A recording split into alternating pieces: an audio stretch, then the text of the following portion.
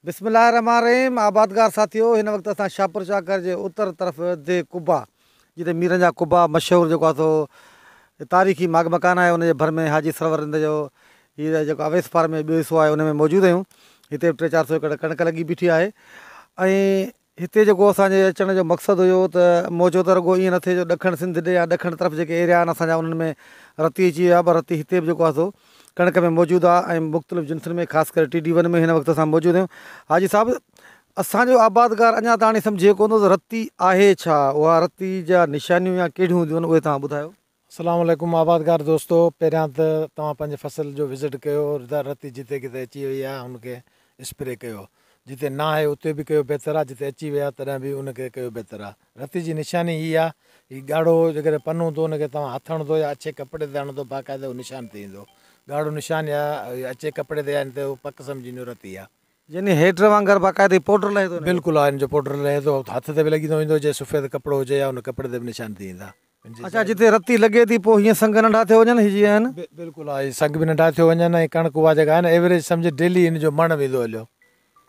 त आबादगार दोस्तो, हाजी चवणा त हीअ जेका रती आहे उहा जेकॾहिं असां स्प्रे न कंदासीं, रती किथे लॻी वई त ईअं सम्झो त हर ॾींहं जे हिसाब सां तव्हांजो 1 एकड़ जो हिकिड़ो मण जेको आहे ज़ाया थिए पियो। ऐं रती जेका आहे हीअ फंगस आहे ऐं हीअ रुॻो हिकिड़ी जिन्स में वधीक हिन साल फोकस हिन TD1 आहे, पर ॿियनि जिन्स में अब्दुसार में मूंखे नज़र आई आहे ऐं पंहिंजो गैलेक्सी में पाई आहे। ऐं हिन जा जेके वॾा नुक़सानकार आहिनि, उन करे जिन दोस्तनि जे पासे ना या ख़ुदा करे ना आई हुजे उनखे त लाज़मी स्प्रे करिणो आहे, पर जिन जे पासे अची पई आहे उनखे बि लाज़मी जेको आहे हिन जा प्रिवेंटली स्प्रे थींदा आहिनि, या पोइ बि स्प्रे करे सघिजे थो। ऐं मुख़्तलिफ़ कंपनी मुख़्तलिफ़ जेको आहे सो ज़हर जेके आहिनि हिन जे लाइ पिया आहिनि। कंहिं भली कंपनी खां वठी तव्हां स्प्रे कयो। ऐं ख़लीफ़ो गुलाम हुसैन बंबरो असां सां गॾु आहे, हुन खां पुछूं था त ख़लीफ़ा तव्हां ॾे जेको पंजाब में रती ईंदी आहे छा? असां वटि रती ईंदी आहे, पर उहो ई नी मौसम में जीअं तव्हांजूं फुटियो कणिकनि में अॼु असीं ॾिसूं पिया, हाणे असांखे ख़ौफ़ थिए पियो, असीं वञी ॾिसंदासूं भई असांजे कणिकनि में केतिरी रती आहे, कीअं आहे। पर उहो ज़रूरी स्प्रे करणु पहिरीं ज़रूरी आहे, जे घटि त असीं वञी स्प्रे कराईंदासूं।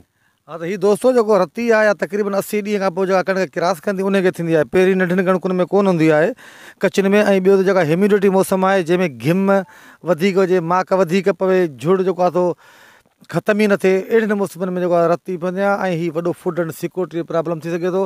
उन करे आबादगारनि खे घुरिजे त फौरी तौर ते पंहिंजे फसलुनि जी विज़िट कनि, ऐं जिथे बि जेकॾहिं हिनखे रती निशानियूं ज़ाहिर थियनि या ॾिसण में अचनि त उहे महिरबानी करे जेको आहे सो स्प्रे कनि, त जीअं जेको आहे सो हुननि जी पैदावार जेका डिस्टर्ब न थिए। वॾी महिरबानी।